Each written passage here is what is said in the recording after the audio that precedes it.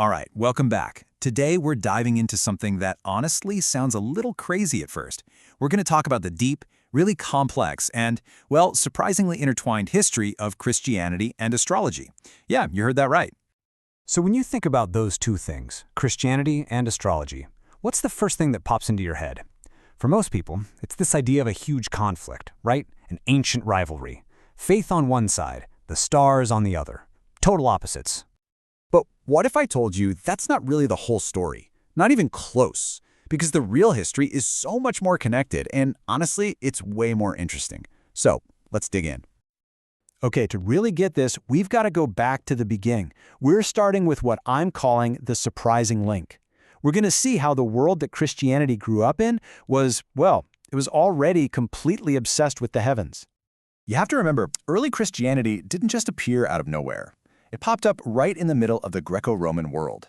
And back then, astrology wasn't some weird fringe thing. No way. It was a respected, totally mainstream science for understanding the universe and even the divine.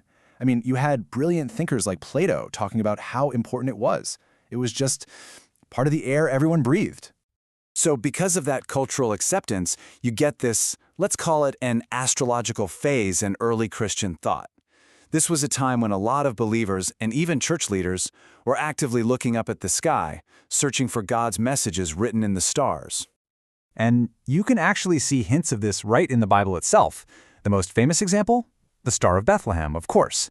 The Magi who followed it. I mean, they were basically ancient astrologers following a cosmic sign to find Jesus. But it's not just that. You've got Daniel's prophecies, which many scholars think were heavily influenced by Babylonian astrology. And there are even these subtle little phrases in St. Paul's letters that some folks argue are astronomical references. And this wasn't just hiding in the scriptures. Some of the biggest minds in the early church, the guys we now call the church fathers, they were openly talking about these ideas.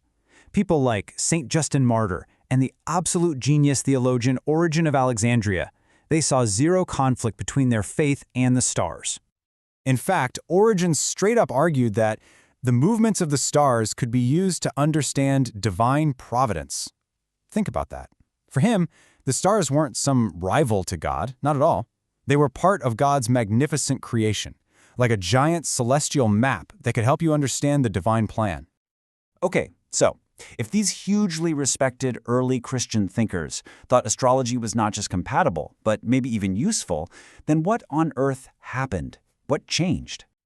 That brings us right to our next section, the turning point. This is where we're going to look at the massive reversal and figure out why the church's view on astrology did a complete 180. So check out this timeline. It shows just how fast this all went down. In the 2nd and 3rd centuries, you've got brilliant people like Origen weaving astrology right into their theology. But then, fast forward to the 4th century, and the whole political landscape is changing. Christianity is just exploding in popularity, and with that growth, the church starts to consolidate its power. And this is the key. To set itself up as the one and only authority on God, it had to get rid of any competition. And astrology was a big one, right? It suggested you could find divine truth just by looking at the sky. No priest needed. That was a direct threat.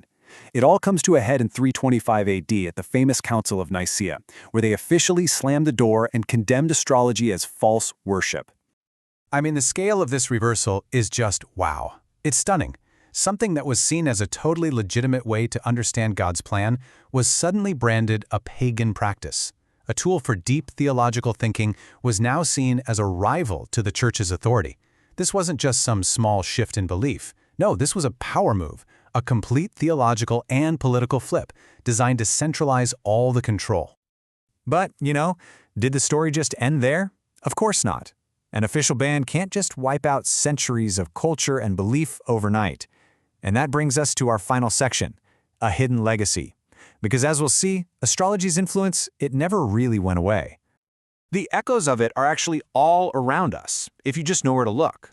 Take the timing of a major holiday like Easter. It's calculated based on the first full moon after the spring equinox. That's a purely astronomical event, right? It's not just a random date on the calendar. And for hundreds of years, look at Christian art. From the ceilings of massive cathedrals to beautiful old manuscripts, it's just filled with zodiac signs and stars, often standing in for the apostles or the seasons. And even more recently, you have these esoteric Christian groups that have brought astrology right back as a tool for their own spiritual journeys. So what does all this tell us?